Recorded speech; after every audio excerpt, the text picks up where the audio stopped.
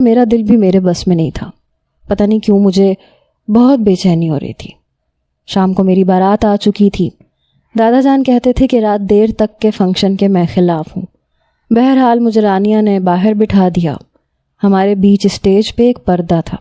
پہلے نکاح ہونا تھا اور پھر مجھے حماد کے ہمراہ بٹھایا جانا تھا.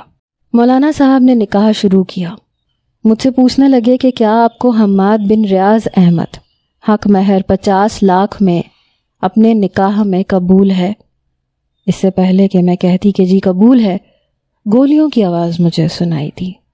میں بہت بری طرح سے گھبرا گئی. دادا جان بھی کھڑے ہو گئے. حالانکہ حویلی کے باہر گارڈز کھڑے ہوئے تھے. البتہ حویلی کا دروازہ مہمانوں کی وجہ سے پورا کھلا ہوا تھا. میں نے چند لوگوں کو وہاں سے اندر داخل ہوتے ہوئے دیکھا.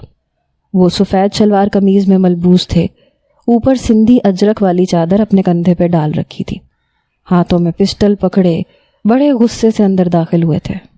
اس کے ساتھ اور بھی بہت سے نوجوان تھے جو کالی شلوار قمیض میں ملبوس تھے. سب کے ہاتھوں میں پستول تھی.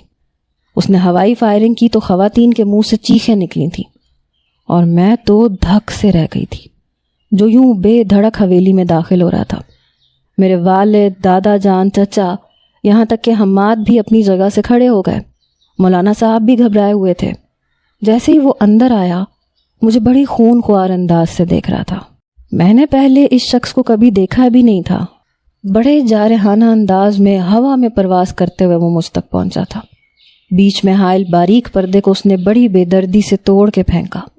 اس سے پہلے کہ وہ مجھ تک پہنچتا میں خوفزدہ ہو گئی، لیکن دادا جان بیچ میں کھڑے ہو گئے. وہ کہنے لگے، قاسم خبردار جو میری پوتی کو ہاتھ بھی لگانے کی کوشش کی.